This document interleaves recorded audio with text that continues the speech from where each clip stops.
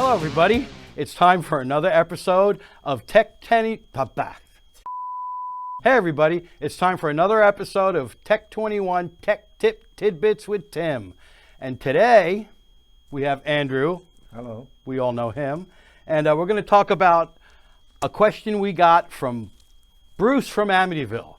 He asked, what's the best way to connect my SansAmp?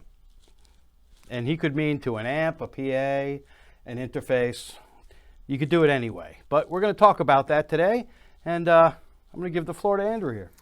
Well, the SansAmp was designed originally to go direct. Okay, so that's your number one application. And that's where you have to make sure that you get the best possible sound. So for example, in a live show, you want to go to the PA through the XLR, get a great sound. Then you have many other options to monitor yourself. You can actually use the stage monitors if there's no amp present, like actually Getty uses an in-ear monitors, right? But you don't need to have an amp. However, if you do have an amp, you have a parallel out. So you could run into your amp and get the sound on stage. And here's the good part. It really doesn't matter what sound you get on stage. As long as you can hear yourself, you know the pitch, and you hear yourself what you're playing, because the audience is not going to hear that. I've always said in the larger venues, whatever backline I have behind me is just a big monitor for me. Right. You know, it's front of house that everybody's going to hear. But in the smaller ones, you know, I would never dream of not sending my SansAmp signal to my amp. And that brings up part of Bruce's question where, you know, do we go into the front? Do we go in through the effects return? Right. You know, what's the best way to do it? Well, what I said first is if you use the parallel out, then it's totally your amp. Then you use your normal setup, like you use the preamp port, all that. Right. But if you like the sound what this little box does, then what you should do is use the actual 1/4 inch out and run into your amp. Now, here's your next part of your question. Where do you plug into your amp? There are several ways to do it. Obviously, the best way to do it to get the flattest possible sound, which is the effect loop return. Okay. If it's not available, not all amps have that, then you want to go in on the front and try to create the flat sound with your tone controls. And here's the kicker. This is the weird part. Most tube amps don't give you a flat sound when you put everything in the middle. Oh, of They course. scoop. Yeah. They scoop it out because they're passive tone controls. Yep. So what we did, we actually did experiments with that in our lab, and we ran several tube amps through our analyzer, and we find the sweet spots when they are actually flat.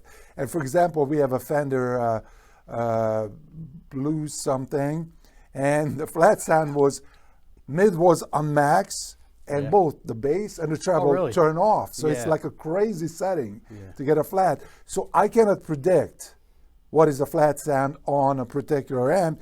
That's why the effect loop is the best answer. Now, I prefer to have my SansAmp sound mixed with an Ampeg SVT. Okay. You know, I prefer to go in the front. You go. I like that little extra bit of flavor that I get. Same thing with the GKs, you know, because GK has that own signature little preamp growly bite thing. Right. That, you know, it just adds a little bit of spice. So you could do whatever you want. It works either way. It all depends on, you know, how I want to sound, what I want to do, and, you know. I guess this comes down to experimentation. Yeah. You should always do that. We get calls all the time is that, hey, you know, I'm setting this control like all the way up. Right. Is that wrong? No, it's not wrong. If it sounds good, then it's fine. People just worried about that some settings are like wrong. You shouldn't turn the blend all the way up. Right. Why not? If you like that sound, then turn it all the way up. You know, but you know, as far as calling it the right way to hook it up, the only right thing you have to do is make sure that you're not overdriving the preamp section or whatever you're putting it into if you're going into the front. But other than that, every knob's up for fair game. Or plug in the speaker output into the input of the box. Yep, that might cause an issue. Like smoke usually. There's some smoke involved with that. Yeah. So we try to avoid those things, but anything else goes. Yeah. So, you know, I've done it both ways. I've tried it going through, you know, the effects return, but I found one thing I like to do with it was to send the bypass signal straight to the PA, along with the XLR affected. So I'd have two channels that we could, EQ maybe low and. Well, you also need a good sound man, Therein lies the problem, I was going to say, but you can't always make that happen, So regardless, I personally just send my 1/4 inch affected that way and my XLR out. But in today's new stuff, I mean, you really don't have to use an XLR out, do you? Well, it's depend.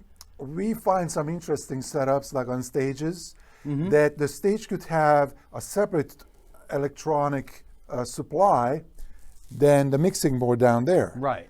And sometimes even the phase is wrong. So you could have 120 volts between the two that can burn out equipment. Oh, yeah. So in a club situation, I do prefer the XLR because it's safer with the ground lift.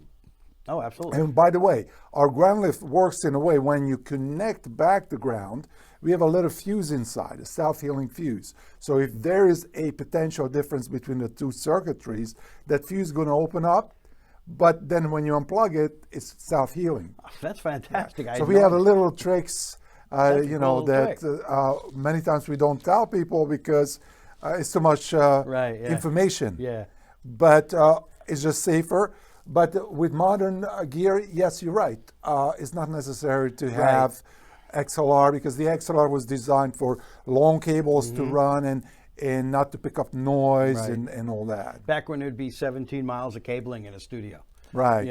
Right. Or in stage situation, you have like lights that are really noisy. Yep. And the XLR is actually self-canceling. It's like a humbucking pickup. Oh, I know that. Yeah. Play a Noisy Rick and you know all about that. Oh, yeah. Another thing about interfaces, how to connect it to, a lot of people are doing home recording now. Right. And, what's the best way to hook? Well, this is where it really doesn't matter if you use the 1/4 inch or the XLR. Both of them are low impedance, which means that you can run, a long cable. Keep it under 100 feet though. Yeah. But a long cable without any loss. Right. Okay. And obviously the 1/4 inch is way simpler to hook up. The main problem I find that people don't realize, sometimes they run very hot signal. Yes. And they overdrive the input stage. See, modern equipment is working a much lower voltage. Yes. So the headroom is much less. So one of the keys to do is to use it in bypass first.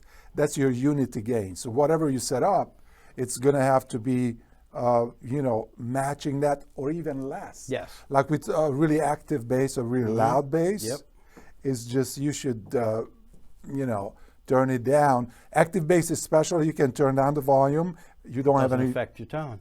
Correct. Yes. Music man, just saying. Yeah. And for recording, 18-volt basses are really a problem. Yeah. Because they have a tremendous amount of output. Yeah. Now, unity gain is something that you have to set all the time. But when I'm recording at home, because I record all the Why Not albums in my house, I like to be just a little hot going into my interface. You do? And what's so cool is that you can adjust that. I mean, just to get a little hint. Well, see, I don't know your interface. That's why I'm always careful. Yeah, no, a little on the hotter side. It's just good to know that with the SansAmp, I can put it wherever I want. If I want a nice lower signal, which is better for engineers, because it's easier to boost the signal up, in production, than it is to bring it down. Well, especially if it's clipping, you can't get rid of the right. clipping. You can't make the clip go away. Yeah, I don't bring it up to clipping, but it's just I can get it anywhere I want and in between. And I've done it with XLRs and I've done it with 1/4 inch, and it's fine. Fair enough. So that's pretty much it. And the same thing goes for racks. Some people like to use their racks with an amp. Right. Like me. Actually, I wanted to mention something that we were talking about having a good sound man, like live situation. Yeah. With our new Geddy Lee rack, you can actually run two channels, the deep channel and the drive channel into the board, and that's how Geddy does it. So his soundman is the one who decides based upon the room or stadium. Right, yeah. What is the best mixing ratio between the two channels, because you cannot tell that on the stage. No, you can't at all, But another good feature of that, the Geddy rack and the TI-2112, is that if you're just traveling around and it's a random sound guy and you don't want to, you don't have enough channels, you just hit the little button, flip the little switch, do whatever you have, combine both signals, and you can get a reasonable facsimile of two separated signals combined into one. That's right. You know, out the front of the house and your amp. So, Yep. so, Okay. and don't spill beer on our stuff. That was number 4. Don't ask me why I had that written, but I did. Yeah. Well, I guess that ruins any equipment. Yes, right. We haven't found a fix to that. Okay. Anything else? I guess that's it. You know, so Bruce, thanks. We're going to send you out a shirt. And don't forget, down in the comments below, give us your questions, email us questions. We'll answer them. And if we answer your question on one of the episodes, we're going to send you a shirt. Bye. Bye-bye.